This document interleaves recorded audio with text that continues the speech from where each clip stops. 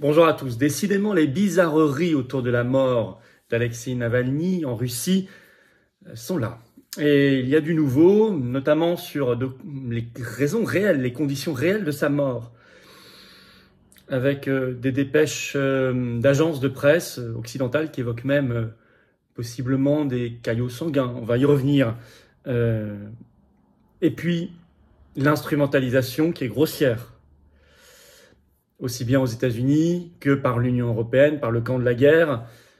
Alors on a appris à se méfier des narratifs de l'OTAN depuis des décennies, mais dans cette guerre notamment, vous savez, suite au sabotage en septembre 2022 des gazoducs Nord Stream 1 et Nord Stream 2, la Russie était coupable et puis finalement les enquêtes ont montré que c'était, alors ça reste flou, enfin les États-Unis, l'OTAN, et de ce côté-là qu'il fallait évidemment regarder.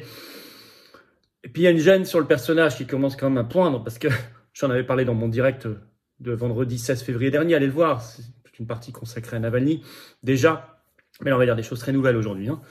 C'est un personnage qui n'est pas le bien absolu face au mal absolu qu'on a voulu dépeindre, et là vous allez voir que ça commence à transparaître dans des articles un peu gênés. Je vais vous expliquer tout ça, y compris en France. Vous allez voir comment même en politique intérieure française électoraliste c'est utilisé, cette affaire. Bref, les suites très étranges de Navalny, on finira sur les causes de sa mort. Est-on face à un scandale ARNM? Bref. Je vous explique tout ça. Il ne s'agit pas ici de glorifier ou d'admirer quiconque. La France, elle doit être libre. Libre de tout le monde. Libre des États-Unis, libre de la Russie, libre de l'Ukraine, libre de l'OTAN, libre de l'Union européenne. Libre. Elle défend ses intérêts et la paix. Voilà, c'est très clair, c'est très net. Ça suppose de se libérer de tous les narratifs. N'hésitez pas à partager cette vidéo, à lui donner de la force et une meilleure diffusion en vous abonnant, s'il vous plaît, en cliquant sur s'abonner à cette vidéo, en vous réabonnant si YouTube vous a désabonné, à vous de vérifier.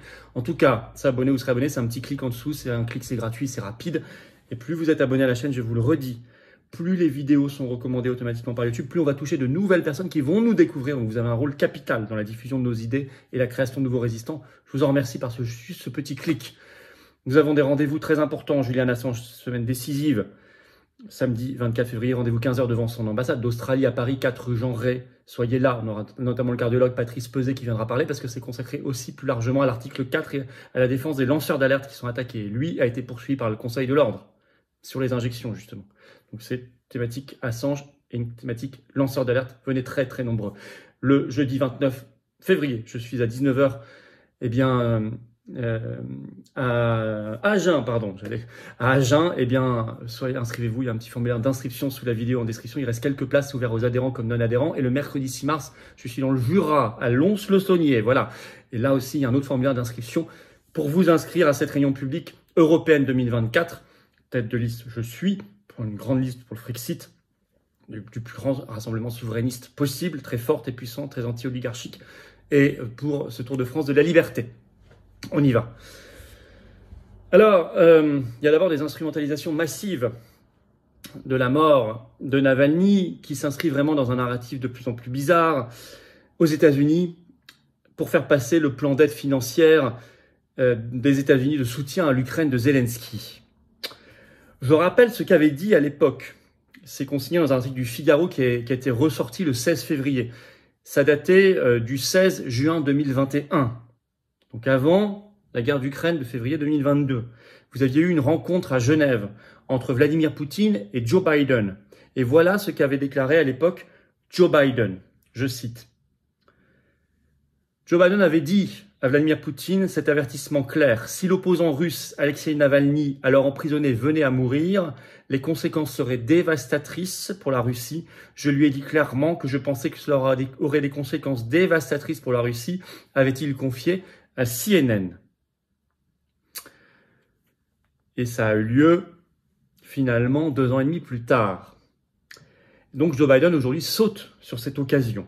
Dépêche AFP ce 17 février, le titre « Mort d'Alexeï Navalny ». Pour Joe Biden, c'est le responsable. C'est Vladimir Poutine le responsable. Il ajoute « Il ne faut pas se leurrer. Poutine est responsable de la mort de Navalny ». Il l'a dit en conférence de presse dès le 16 février, donc le jour même, alors qu'aucune autopsie n'avait encore été réalisée, rien du tout. Et il en profite pour vendre son plan d'aide et de soutien financier et militaire. Je vous cite un extrait de la dépêche AFP. Cette tragédie nous rappelle que compte tenu des enjeux actuels, dit Biden, nous devons fournir les fonds nécessaires pour que l'Ukraine puisse continuer à se défendre contre les attaques vicieuses et les crimes de guerre. Joe Biden fait référence aux milliards d'euros d'aide destinés à aider l'Ukraine à lutter contre l'invasion de la Russie qui sont bloqués au Congrès depuis des mois. L'Union européenne fait un exact parallèle puisque l'Union européenne est une colonie diplomatique, vous le savez, de Washington, de l'État profond. On a appris ce 19 février au soir que plusieurs pays de l'Union européenne, France, Suède, Espagne, Allemagne, Pays-Bas, Danemark, convoquaient ce jour, ce 20 février, chacune dans le pays, l'ambassadeur de Russie sur cette affaire Navalny. Et puis aux États-Unis, ils en profitent aussi pour faire des attaques dans la perspective de la présidentielle de 2024 américaine contre Donald Trump. Évidemment, puisque Donald Trump veut la paix. Et donc, ils utilisent cette affaire Navalny. C'est noté dès le 18 février par Courrier International, le titre « Les rivaux de Donald Trump dénoncent son silence préoccupant sur la mort de Navalny ». Notamment le cas du Washington Post ou du Wall Street Journal. Je vous lis un extrait de l'article. Trump, favori des primaires républicaines pour la présidentielle de novembre, a fait de nombreuses apparitions publiques depuis que la Russie a annoncé vendredi la mort de Navalny dans une lointaine colonie pénitentiaire de l'Arctique, observe le Washington Post. Mais il n'a pas publiquement condamné la mort choquante du dissident, même s'il parle fréquemment de ce qu'il ferait en tant que président face à la Russie, à Poutine ou à la guerre en Ukraine, ajoute le quotidien américain. Même son cloche dans le Wall Street Journal, je vous le disais. C'est utilisé aussi en interne du Parti républicain par sa rivale, sa seule rivale qui reste aujourd'hui, Nikki Haley, au sein des primaires républicaines. Elle a déclaré que c'est préoccupant et c'est un problème, le fait qu'il n'ait pas réagi. Alors il a fini par réagir, mais maintenant on lui reproche de mal réagir. Quoi que vous fassiez, de toute façon, vous avez tort. Ça s'appelle une instrumentalisation. Huffington Post, 19 février, Donald Trump a mis fin à 2 jours de silence avec provocation. Il a critiqué, je cite, un dictateur autoritaire, alors que, parlant de Biden, son administration fait la même chose à son opposant politique, Donald Trump. Donc il est accusé de s'être comparé en quelque sorte à Navalny. Et en plus, dans ce message sur son réseau Truth Social, il a osé rappeler que Navalny, je cite, avait eu des problèmes avec la loi russe, notamment pour fraude. Oui, et ça n'est pas bien parce que ça écorne l'image du très grand gentil. De rappeler tous les problèmes de fraude. Bon. Alors, il y a quand même une gêne, un problème. Je parlais dans mon direct le 16 février du passé, en prenant toutes les sources. Vous allez même simplement sur la page Wikipédia de Navalny, vous avez tout le rappel historique, puis il y a tous les articles de presse qui sont encore en ligne. Bon, Navalny, pas un ange, c'est pas un ange. Alors, France Info, de façon surprenante, a quand même brisé ce tabou par 2 articles, le 17 puis le 19 février. Le titre « Mort d'Alexis Navalny ». Propos racistes, nationalisme et position conservatrice, l'autre visage de l'opposant russe, comme c'est surprenant. Alors ils prennent des pincettes, je cite France Info. Il a parfois eu des propos controversés d'un point de vue idéologique, que c'est joliment dit. Je vais vous citer quand même les propos controversés d'un point de vue idéologique, que pour d'autres on aurait qualifié de manière un peu plus franche, je pense. Je cite France Info, « En 2007, dans un clip pour le mouvement de libération nationale russe qu'il vient de fonder, on voit Navalny en blouse blanche dans un cabinet de dentiste. Des images de migrants apparaissent à l'écran, entrecoupées de radios de caries dentaires. Dans ces cas-là, dit-il face caméra, je recommande une désinfection complète. Tout ce qui se trouve sur notre chemin doit être éliminé par la déportation, disait-il. La minorité tchétchène musulmane comparée à des cafards. S'ensuit un montage avec des migrants à l'aéroport, puis un avion qui décolle. Un des conseillers de Navalny assurera des années plus tard que le militant regrette cette vidéo.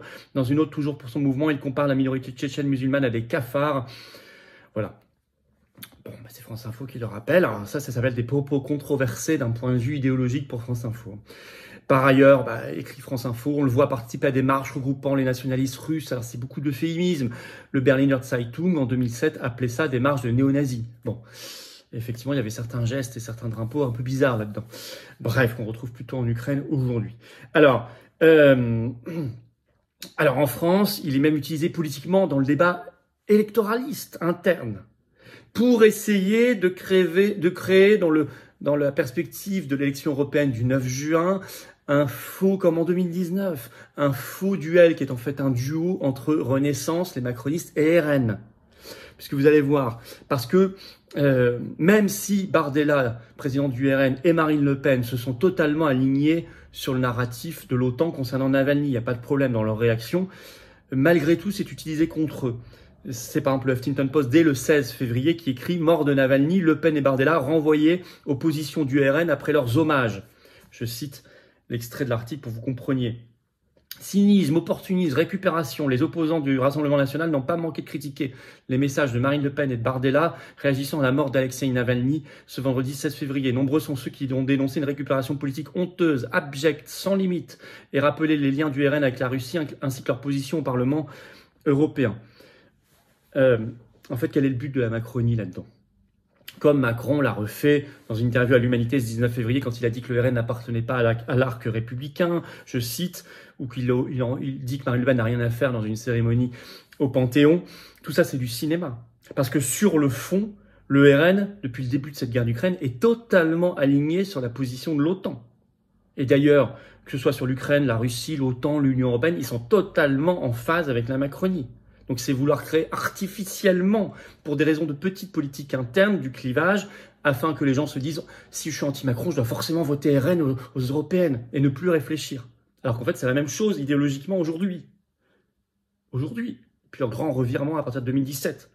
C'est tellement vrai que je rappelle que tous les eurodéputés, sans aucune exception, toutes et tous ont voté au Parlement européen les 50 milliards pour l'Ukraine. C'est ce qu'on appelle la facilité pour l'Ukraine. Tous. Aucun ne veut quitter l'Union européenne, aucun ne veut quitter l'OTAN, rien. Donc, c'est fait dans la perspective des européennes 2024, comme en 2019, pour éviter le débat de fond, en fait, sur le Frexit, la sortie de l'OTAN, nos libertés, la paix, etc. Vous voyez comment c'est utilisé jusque-là. Je vous rassure, moi, tête de liste pour le 9 juin aux européennes, avec les patriotes et les personnalités d'ouverture pour le Rassemblement souverainiste, pour le Frexit, la sortie de l'OTAN, la paix et les libertés, je peux vous assurer qu'on n'aura pas le même narratif, que nous, on ira sur la vérité. Alors, quelles sont les causes de sa mort ? Est-ce qu'on est sur un tabou ARN messager ? Alors ça va être la grande question des jours et des semaines qui viennent. C'est cité dans une dépêche Reuters, attention, une des plus grandes agences de presse du monde, 18 février. Le titre « Mort de Navalny, que savons-nous » Avec cette explication qui revient de plus en plus dans les articles, d'abord par les services pénitentiaires où il était enfermé, je cite la dépêche, le 16 février 2024, dans la colonie pénitentiaire numéro 3, le condamné Navalny ne s'est senti pas bien après une promenade, perdant presque immédiatement connaissance. Ça, c'est ce que rapporte la colonie pénitentiaire. Le personnel médical de l'institution est arrivé immédiatement et une équipe d'ambulance a été appelée. Toutes les mesures de réanimation nécessaires ont été prises, ce qui n'a pas donné de résultat positif. Les médecins de l'ambulance ont déclaré la mort du condamné. Les causes du décès sont en cours d'établissement. Je cite toujours la dépêche Reuters. Sa mère, de 69 ans, Lyudmila, avait reçu des avis de mort, a déclaré la porte-parole de Navalny, Kira Yarmysh. L'heure du décès dans cet avis est de 14h17 heure locale, le 16 février, a déclaré Yarmysh. Lorsque l'avocat et la mère d'Alexei sont arrivés à la colonie ce matin, on leur a dit que la cause de la mort de Navalny était le syndrome de mort subite, a déclaré samedi Ivan Zdanov, qui dirige la fondation anticorruption de Navalny. Je cite toujours Reuters. Syndrome de mort subite est un terme vague désignant différents symptômes cardiaques qui causent un arrêt cardiaque soudain et la mort.